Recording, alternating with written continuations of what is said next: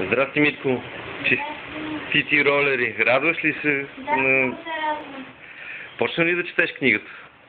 Не, оставям няколко страници да дочета от една друга поредица книги.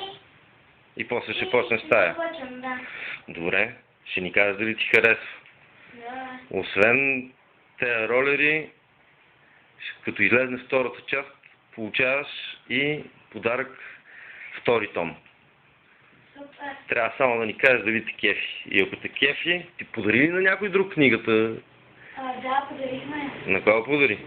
На една наша приятелка. А знаеш ли дали тя почнала да чете? Не, това вече не го Това знам. вече не знаеш. Защото тя вчера ни дойде на гости и ни даде. Така ли? Супер. Добре, Митко. Весело лято, хубава за ваканции ти желая и да караш ролерите със здраве. Чао, чао.